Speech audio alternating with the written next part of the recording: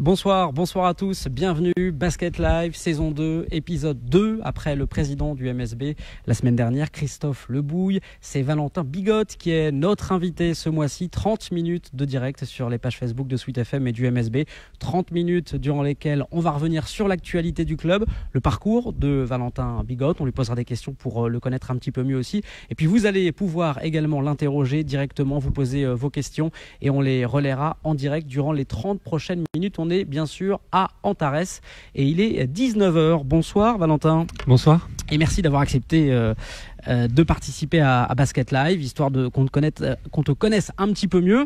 Alors, on va d'abord parler actualité, revenir un petit peu sur la Coupe d'Europe, l'enchaînement des matchs en ce moment. Et ça s'est plutôt mal passé en Turquie, on peut le dire comme ça. Oui, c'est vrai, on finit à moins 29, on n'a pas fait un très bon match, notamment au niveau de l'agressivité et de l'intensité. C'est vrai que ça se passe plutôt bien en championnat, on est à 4 victoires pour une défaite, donc ça se passe plutôt bien, mais c'est vrai qu'en BCL, on a un peu plus de mal, le niveau est un peu plus élevé et pour l'instant, on n'y arrive pas, donc j'espère... En tout cas, déjà, on va se concentrer sur le prochain match à domicile contre Gravelines et ensuite gagner un premier match en BCL, notre premier à domicile. Ouais. Il y a vraiment un gap entre le championnat, qu'on explique un petit peu, et la BCL ? Bah oui, je pense au niveau de l'intensité et quand on est à l'extérieur aussi au niveau des arbitres, forcément, ça siffle moins, c'est plus dur. Et puis pour l'instant, on n'y arrive pas, même si Murcie, je pense qu'il y avait vraiment la possibilité de le prendre. C'est vrai que le dernier match, Banvit, à la mi-temps, on est à moins 4, donc on est toujours dedans, mais sans très très bien jouer. Et c'est vrai qu'on s'écroule un peu en début de deuxième mi-temps. C'est dommage, après c'est des petites erreurs, mais je pense que l'équipe a le niveau vraiment de cette BCL. Il faut juste que voilà, on gagne ce prochain match et qu'on commence vraiment notre saison en BCL. Ouais. C'est-à-dire que les ingrédients sont pas les mêmes malgré tout quand JP Elite chaque week-end ? Bah non, on voit surtout qu'on n'arrive pas à mettre autant de points, parce que c'est vrai que sur les matchs de championnat, on arrive à marquer énormément de points, et en BCL, là on finit à 67 points je crois, et le match d'avant pareil, on a un peu plus de mal, on va dire, offensivement, donc... Peut-être, comme je dis, c'est dû aussi à l'agressivité des adversaires. Ouais. Malgré tout, pour un joueur évoluer comme ça en Champions League, dans toute l'Europe, c'est assez prestigieux. J'imagine que même si les déplacements sont fatigants, c'est toujours sympa d'aller en Turquie, en Allemagne, en Italie. Ah, bien sûr, les déplacements, de toute façon, on le sait, c'est un jour de voyage, donc 2 allers-retours. C'est vrai que c'est intense, mais en même temps, en tant que joueur, on aime ça aussi. Je pense enchaîner les matchs sans forcément s'entraîner plus ou moins. On enchaîne. Donc on n'a pas trop le temps non plus de cogiter. Donc je pense qu'en tant que joueur, on aime ça. Ouais. Basket Live épisode 2 avec Valentin Bigotte en direct d'Antares. Vous pouvez lui poser vos questions sur les pages Facebook de Sweet FM et du MSB. On va les relayer dans quelques instants. Gravelines, c'est le prochain match à Antares ici en championnat. Gravelines, pour toi, on va revenir un peu plus sur ton parcours tout à l'heure, mais ce sera un match très spécial. Bah Gravelines, ouais, j'y ai joué dans mes années sport. J'ai fait 2 ans et j'étais un petit peu... avec les professionnels, donc j'ai fait des déplacements un peu de Coupe d'Europe, tout ça. J'étais avec Dounia d'ailleurs, Dounia Issa, notre assistant. Donc c'est vrai que c'est des bons souvenirs en espoir. Après j'ai dû partir en Pro B, mais ça reste quand même le Nord. C'est là où j'ai ma famille, donc ça reste un petit peu spécial, même si avec les années, ça fait quand même un moment que je suis parti, donc. J'ai essayé de faire mon bout de chemin, donc c'est un peu loin maintenant. Ouais. Tu as été la première recrue du MSB, version 2018-2019, avant même la fin de la saison. Les contacts étaient déjà établis. Ça t'a fait plaisir qu'on vienne te chercher comme ça, aussitôt ? Bah oui, surtout en plus un club comme Le Mans qui est un gros club de championnat. Donc forcément, ça m'a fait plaisir d'avoir un contact rapide et ça m'a permis aussi de signer assez rapidement, on va dire. Donc forcément en tant que joueur, quand on vient te chercher assez tôt comme ça fait toujours plaisir, c'est de la reconnaissance et ça nous pousse encore à travailler. Ouais. Faut dire qu'avec la JDA, avec Dijon, tu as fait une fin de saison quand même assez exceptionnelle. MVP du championnat au mois d'avril, je crois, c'est ça? Ouais, c'est ça. Non, ça s'est très très bien passé sur toute la saison et encore plus en deuxième partie où j'ai vraiment l'opportunité de jouer énormément, où je jouais 25-30 minutes à chaque match et voilà, le coach m'a laissé beaucoup de confiance toute l'année, encore plus en fin de saison et j'ai réussi à faire des très bons matchs en fin de saison et même en play-off. Donc avec ton record de points en fin de saison. Ouais, c'est ça. Non, ça m'a permis vraiment d'être joueur du mois et d'avoir un club comme Le Mans derrière qui me contacte pour venir dans leur club. Ouais. Et depuis le début de la saison en championnat, même si on ne peut pas tirer de bilan au bout de 5 matchs, mais 10 points et 2 rebonds de moyenne, est-ce que c'est conforme à tes attentes plutôt? Bah c'est confort, on va dire que c'est bien dans une équipe comme Le Mans. Après, j'espère faire encore mieux. Donc c'est vrai que c'est que le début. Donc on veut toujours progresser et j'espère vraiment encore faire mieux, comme je dis. Ouais. Alors les questions qui arrivent, ça y est, elles commencent à arriver sur la page Facebook de Sweet FM et celle du MSB. On a Jamy qui nous dit que penses-tu de l'ambiance ici au Mans comparée au Nord? L'ambiance de la salle Antares, j'imagine. Hein. Moi, j'ai pas envie de faire offense non plus aux supporters du Mans. Non. Dans le Nord, c'est vraiment un peu à part, c'est ça. Voilà. Que ce soit à Gravelines ou même, je pense, au Portel, vous connaissez, que ce soit tout dans tous les clubs, on va dire, du Nord. Moi, j'ai joué pas mal d'années dans le Nord. C'est vrai que l'ambiance est différente. Ici, c'est vrai qu'il y a du monde. Ça, on peut pas le renier.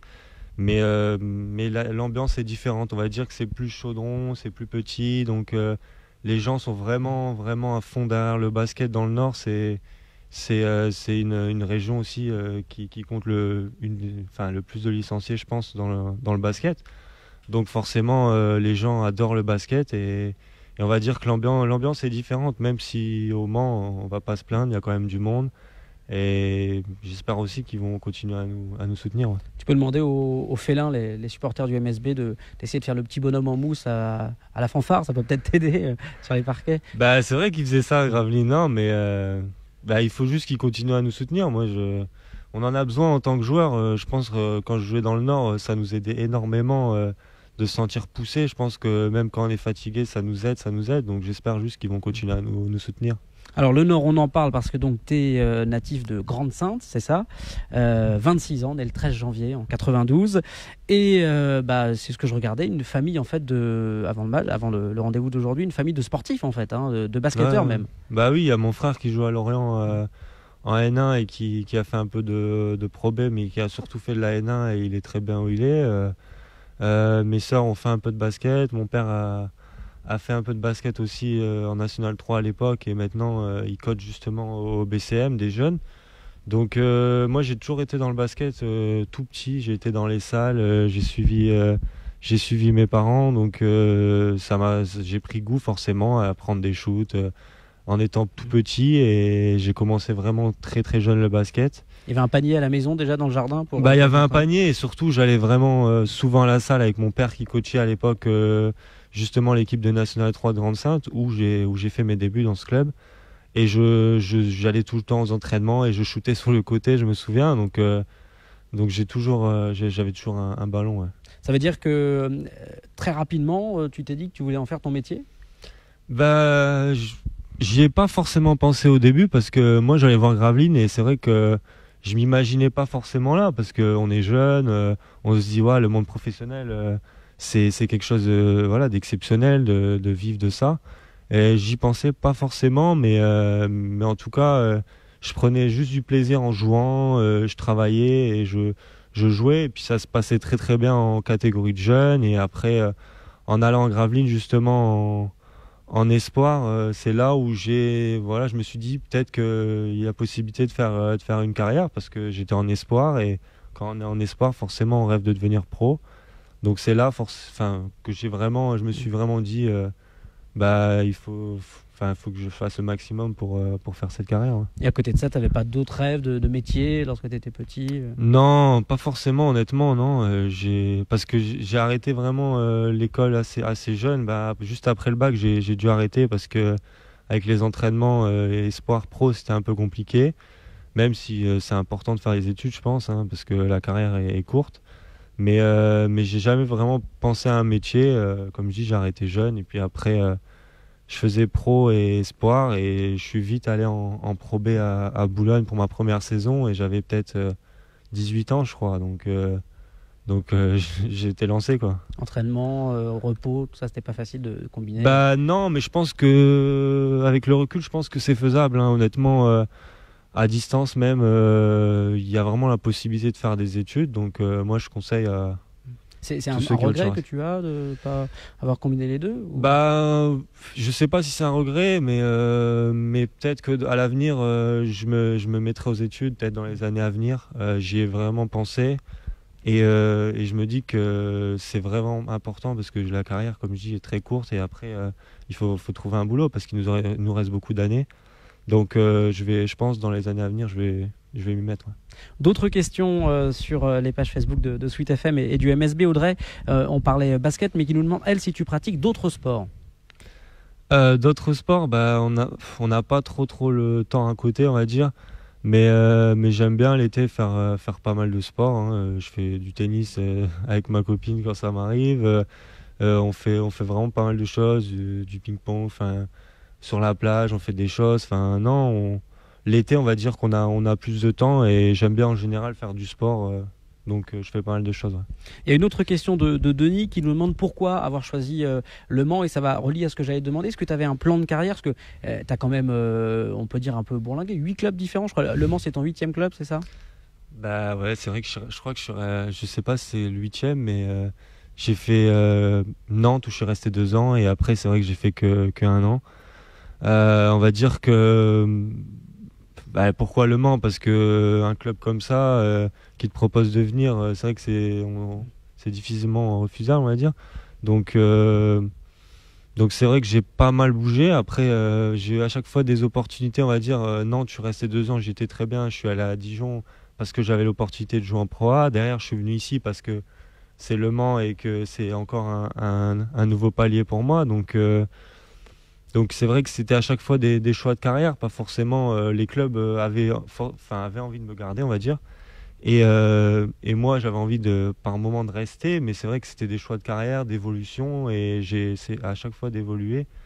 Là j'ai signé 2 ans et donc normalement mes 2 ans je les ferai ici, quoi. Il n'y a pas de rapport avec la gastronomie dans ta carrière, parce que le maroilles dans le nord, la moutarde à Dijon, les rillettes du Mans, non, c'est pas ça. Non, qui t'a guidé, voilà. non, pas du tout. Non. Enfin, quand on est basketteur, honnêtement, enfin, on va où il y a la meilleure situation, on va dire. Et là, il y avait une situation où voilà, Le Mans, c'est un gros club, il y avait une Coupe d'Europe. Ma copine pouvait faire aussi ces études-là. Ça a vraiment influencé mon choix. Donc, il y avait plusieurs choses et je suis très heureux ici pour le moment. Ouais.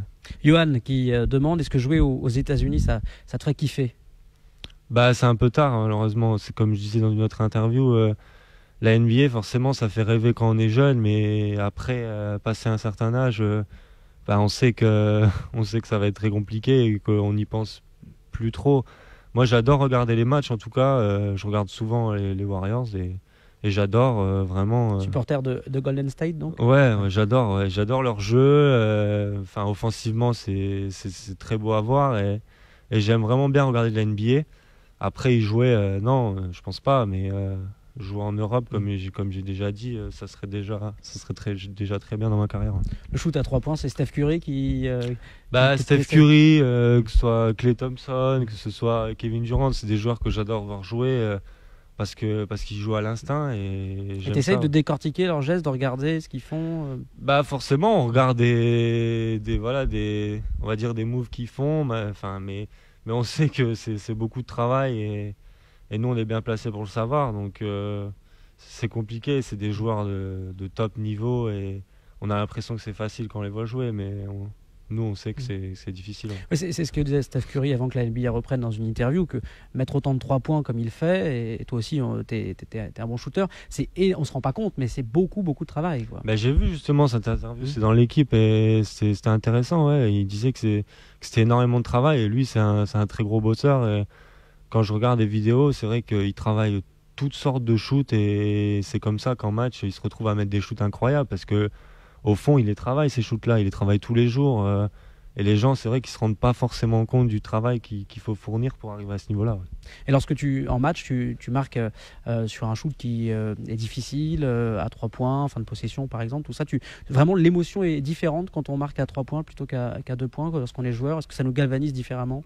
Bah moi, ouais, je pense, parce que c'est vrai que j'ai déjà eu l'opportunité. Et c'est vrai que mettre un gros shoot, par exemple, à mettre derrière la ligne ou dans les dernières secondes d'une possession, comme tu as dit, c'est vrai que ça nous donne énormément d'énergie et ça nous donne aussi de la confiance pour la suite du match. On a l'impression qu'une fois qu'on en met un ou deux, par exemple, on peut tout mettre, quoi. C'est ça, hein, tous les shooters vous le diront, je pense. Et justement, sur tes qualités physiques et techniques, tu dirais que c'est quoi tes forces finalement aujourd'hui?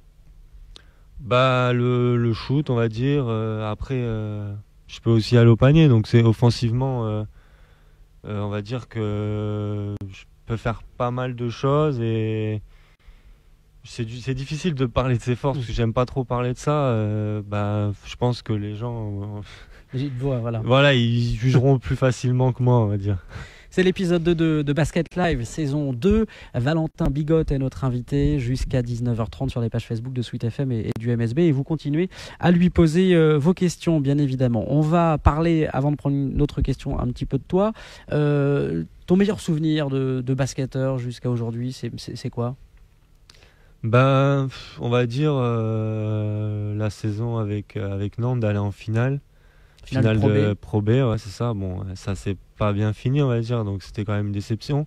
Mais arriver jusque-là, alors que on n'était pas destiné à faire ça, ça a été énorme. Faire des playoffs comme ça, on était soudés, donc c'était des très très bons souvenirs. Et comme je dis, malheureusement, on a perdu, mais on est quand même allé en finale, donc ça reste des bons souvenirs. Donc même de perdre, s'il y avait une émotion, un lien entre les joueurs, tout ça, on va dire que la fin est pas très belle, mais le bon souvenir, on va dire, c'est les playoffs en général. On a fait des choses exceptionnelles en playoffs. Comme je dis, on était soudés, on s'est donné, tout le monde a joué son rôle, donc ça a été des très bons souvenirs. Après, ma carrière, on va dire que j'ai pas encore eu de titre, on va dire, majeur. Donc, c'est pour ça que tu es venu au Mans. Bah oui, j'espère gagner un titre. J'en ai eu un espoir, mais à part ça, si mes souvenirs sont bons, j'ai pas eu de titre. Donc j'espère vraiment en gagner un jour. Ouais. Ton pire souvenir, du coup, à l'inverse, est-ce que c'est pas cette finale Bah si, ouais, la finale, parce qu'on est proche de faire quelque chose d'énorme et on perd sur le 3e match à Boulazac. Donc je pense que c'est ça, parce que ça aurait été exceptionnel de vivre une montée. C'est quelque chose aussi qui m'aurait plu, parce que c'est différent encore d'un titre. Donc ça doit être une très belle sensation, et mon frère l'a connu, donc il m'en a déjà parlé. Il a connu des montées, donc ça doit être aussi quelque chose d'exceptionnel. Donc on va dire que c'est ça mon pire souvenir. Anthony qui te pose la question suivante. Que penses-tu de la ville du Mans? Est-ce que tu connaissais avant? Est-ce que tu t'y balades ou tu t'es fait des amis ici?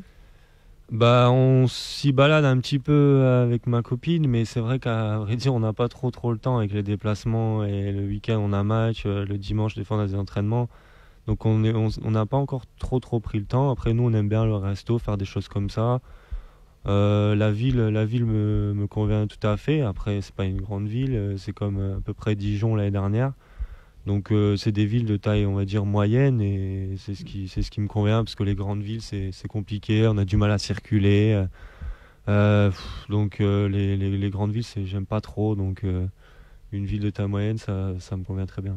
Donc tu es plutôt heureux jusqu'à présent ici Oui, très heureux, hein. Après, comme je dis, là, avec les 2 matchs par semaine, on n'a pas trop le temps d'encore de voir, de visiter vraiment la ville. On essaye, comme je dis, d'y aller quand on peut le week-end, se balader, faire un peu de shopping, faire plein de choses, parce qu'on aime bien ça, mais on n'a pas encore eu trop le temps. Ouais. Autre question qui arrive on avait eu à peu près la même le mois dernier avec le président. Qu'est-ce qui manque selon toi, nous dit Maxime, pour que le basket soit plus médiatisé en France? Bah, peut-être des joueurs encore plus renommés, on va dire. À l'époque, quand il y avait le lockout en NBA, il y avait Parker, il y avait tout ça. C'est vrai que ça avait apporté pas mal de choses, et des gens, encore plus de gens, on va dire, au match.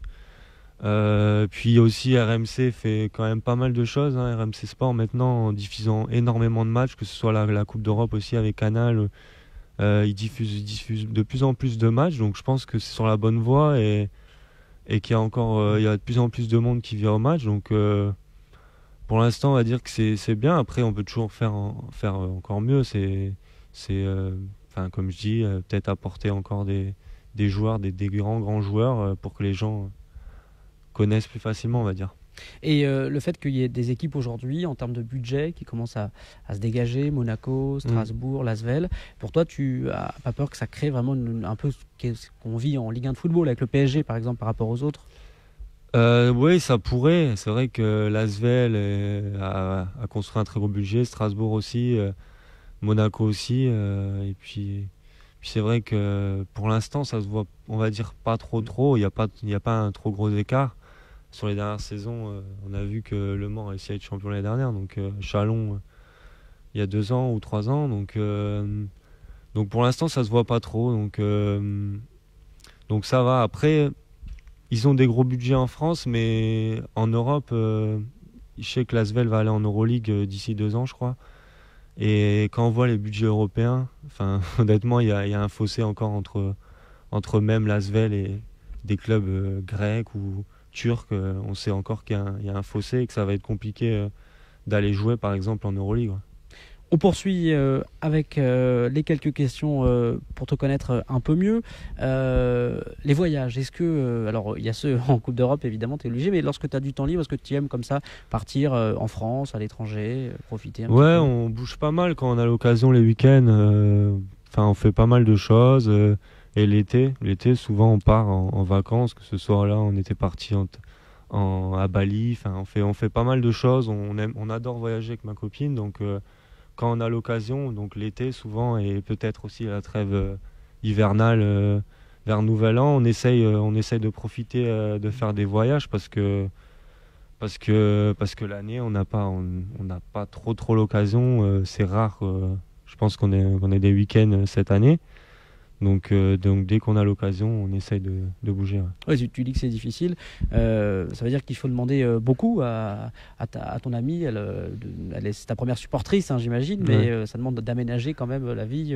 Lorsqu'on est en couple avec un basketteur, ça doit pas être facile tout le temps. Bah oui, non, mais c'est clair, c'est pas facile. Là, on est parti quand même 3 déplacements de suite, donc c'est vraiment pas évident. Après, elle savait très bien à quoi s'attendre et elle est heureuse pour moi et elle me supporte, donc voilà, ça se passe très bien. Mais c'est vrai que dès qu'on a l'occasion, forcément, on va essayer de faire des choses ensemble, quoi. J'ai vu que tu n'étais pas sur les réseaux sociaux. Alors sur Facebook, peut-être, en tout cas sur Twitter, non.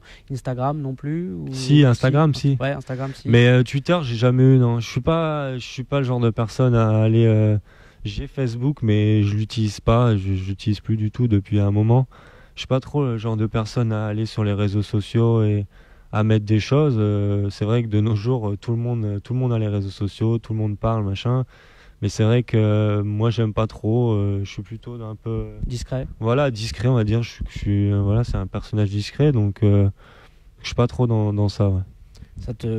Avec tes coéquipiers, eux par contre sont à fond, j'imagine, sur leur portable dans le vestiaire. Oui, non, mais tout le monde, de nos jours, je pense que 90% des personnes ont Instagram ou enfin tout le monde là ça. Donc je sais que mes coéquipiers ils sont tout le temps sur Facebook ou sur Instagram beaucoup maintenant.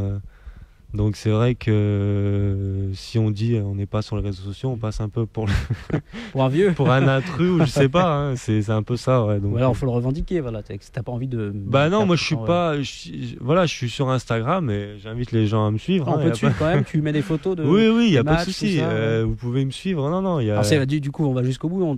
C'est quoi ton pseudo sur Instagram du coup si on va te suivre? Je crois que c'est Valbig08. Okay. Bah vous tapez Valentin Bigot. Valentin Bigot. Valbig08 peut-être, je sais plus. On espère que tu auras des nouveaux abonnés d'ici ce soir. Victor qui nous dit, on va revenir. Il parle du championnat. Qui est à tes yeux pour l'instant le club favori pour la saison régulière de ce que tu as vu là des premières journées? Bah l'Asvel, je pense. L'Asvel, ils ont un gros effectif comme tu disais tout à l'heure. Hein, ils ont un gros budget et cette année ils sont vraiment bien armés. Après, les années auparavant aussi, ils avaient quand même ils avaient quand même des grosses équipes, ils n'ont pas trop réussi, mais c'est vrai que cette année, ils ont changé le coach et Mitrovic est un grand coach, donc je pense ils sont bien partis. Après, ça reste le début du championnat, donc nous aussi, hein, pourquoi on a été champion l'année dernière, enfin ils ont été, moi j'étais pas là, mais on n'a qu'une défaite, donc pourquoi pas. Mais pour l'instant, on va dire l'Asvel, parce que Monaco est pas bien parti, mais ils seront là quand même en fin de saison. Je me fais pas trop de soucis. Comme je dis, c'est encore le début du championnat, donc pour l'instant, l'Asvel est le mieux parti, mais on verra bien. Le coach Eric Bartoszewski disait qu'il avait manqué de temps durant la préparation avec toutes les blessures et les aléas pour être vraiment prêt pour le début du championnat. Vous le ressentez encore? Il faut travailler les automatismes, les systèmes. Il y a beaucoup de systèmes, je pense, à apprendre en plus. Ouais, il y a pas mal de systèmes ici. Et comme tu dis, on a eu pas mal de blessés en pré-saison et ça a été difficile. On n'a jamais été au complet, je crois. Ou même pas un match, je crois. Je crois qu'on n'a jamais été au complet. Donc c'était difficile, hein, toute une pré-saison comme ça. Et puis beaucoup de nouveaux joueurs. Hein. Comme chaque année, il y a beaucoup de nouveaux joueurs. Donc ça a été compliqué et il faut encore un peu de temps. Mais on est sur la bonne voie. On fait des bons matchs, hein, comme j'ai dit. Hein. En championnat, ça se passe très bien. Même si en BCL, c'est un peu plus compliqué. On fait des très bons matchs. Donc ça va venir. Et je pense, comme je dis, on est sur la bonne voie. Alexandre, justement, dit, est-ce que l'ambiance est bonne dans l'équipe? Ah oui, très bonne, non, il n'y a pas de souci, hein, ça se passe très très bien. Que ce soit entre les Français ou les Américains, il n'y a vraiment pas de souci. Je pense que ça se voit sur le terrain, il n'y a jamais vraiment de frustration ou quoi que ce soit. Bon, forcément, on n'aime pas perdre et il peut y toujours y avoir quand il y a des défaites, des grosses défaites, des remises en question. On se parle beaucoup, forcément, mais l'ambiance est très saine et comme je dis, ça se passe bien. Est-ce que, niveau musique dans le vestiaire, est-ce que tu fais un peu le DJ? Est-ce que tu gères ou non. Tu laisses ça aux autres? On va dire c'est Peter ou Antoine qui mettent plus la musique. Ils aiment bien mettre... ils mettent toutes sortes de musique, mais plus, on va dire, sur rap US, des choses comme ça. Donc moi, comme je dis, je suis plus discret et je mets pas trop la musique là-dessus. D'accord. Et plus rap US, ça te convient quand même ou... Ça me convient, mais j'écoute de tout. J'aime bien... Il y a quoi dans ta playlist en ce moment, par exemple, là, voilà. Il y a quoi dans ma playlist? J'aime bien tout ce qui est... on va dire électro, un peu dance, marshmello, des choses comme ça, Z, je sais pas si vous connaissez, des DJ. J'adore les DJ, moi, donc j'écoute pas mal de DJ. Après, j'écoute un peu de rap US, hein, ça me dérange pas, mais j'écoute un peu de tout. Enfin, pas la variété française, excusez-moi, mais... Voilà, fais gaffe, tu vas te fâcher avec des auditeurs. Allez, dernière question avant de passer au lancer. On reprend le challenge de l'an dernier. 3 lancers à 3 points, 2 au panier. Ça va pas être facile, hein, mais c'est toi qui vas établir le premier classement. Donc, on verra ça dans quelques instants. Et puis, on aura aussi le maillot à dédicacer qu'on vous offrira également. Max qui nous dit, après la carrière de joueur, est-ce que tu devrais entraîner ou devenir le patron d'un club? Entraîner, non, je pense pas. Je suis pas trop dans... Je sais même pas si je veux vraiment rester dans le basket. Après, faire peut-être manager, ça m'intéressait à la base. Manager général. Patron d'un club, ouais, c'est intéressant, mais c'est vrai qu'il faut quand même pas mal d'argent, je pense. Pour l'instant, je suis pas trop fixé. Mais entraîneur, non, je pense pas, parce que je sais pas, j'ai pas l'âme d'un entraîneur. Donc, et puis c'est beaucoup de stress aussi. On en a déjà pas mal en tant que joueur et c'est vrai que là ça en rajoute. Quand je vois les coachs, ils sont je pense plus stressés que nous, donc non, ça m'intéresserait pas, non. Merci beaucoup Valentin, pas de souci, d'avoir été notre invité. Le match contre Gravelines, c'est à 18h30 samedi à Antares. Vous avez eu le temps de vous reposer quand même? Ça va, la récupération? Ça va, on est revenu hier soir. On a eu un voyage, comme je dis, on a fait toute la journée hier. Et puis on s'est entraîné aujourd'hui, donc on va enchaîner. On a quand même du temps de repos. Et en tout cas, venez nombreux nous supporter, c'est important. Ouais. Merci Valentin. On passe au challenge, les lancers. Allez, on va dédicacer le maillot avant et puis on passera au lancer après. Je te laisse le faire. Et vous inscrivez, on vous offrira évidemment ce maillot avec un tirage au sort. Vous pourrez le remporter directement sur la page Facebook de Sweet FM, le maillot dédicacé par Valentin Bigotte. Et après donc le challenge. Donc Gravelines samedi à Antares pour la JP Elite et puis à Ludwigsburg les Allemands mardi prochain ici même toujours à Antares pour le premier match de BCL de basket Champions League au Mans. Merci beaucoup Valentin. On y va pour le challenge. Allez, attrape une balle derrière toi. Beaucoup de pression. Ouais, 3 points, dos au panier. T'as 3 essais. C'est parti. Ah, c'est plutôt bien parti. Un petit peu court. Allez, deuxième essai.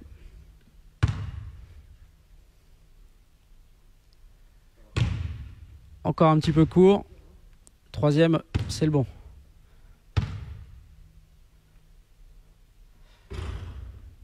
Ah, passe pas loin. Mais malheureusement, on reste à 0. C'est Antoine Eito qui avait fait le record l'an dernier avec 2 sur 3. Merci Valentin. Bon match. Merci. À la prochaine. Ciao. À la prochaine. Au revoir.